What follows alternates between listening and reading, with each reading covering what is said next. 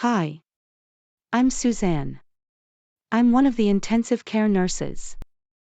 I've come to explain what will happen immediately after you've had your valve replacement surgery. Thank you. The operation was explained to me, but I didn't take in all the information about it. It's very difficult to remember everything. It's quite overwhelming. Yes, it is. You'll be in hospital for about a week. Immediately after the operation, you'll be brought to the intensive care unit. Your vital signs will be monitored closely and you'll also be given regular pain medication. Okay. When you come out of the operation, you'll have some drains in your chest to drain blood from your chest area.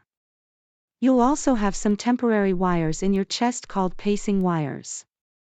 They'll help to keep your heart rhythm normal and will be removed in a couple of days. Right. Will I have anything else? You'll have a catheter in your bladder to drain your urine and so the nurses can measure your fluid output.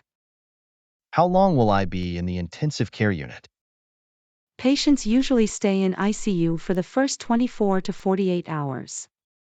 When the doctors think you are ready, you'll be transferred to the ward. How soon will I be able to get up and move around? Around day 5, the nurses on the cardiac ward will help you to start mobilizing gently. You'll have to take it slowly and gradually increase your activity level.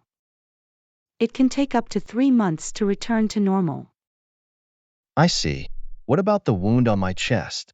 How long will it take to heal? It usually takes between 6 and 8 weeks to heal. Before you go home, you'll be instructed on how to care for the wound and how to watch for signs of infection. Okay.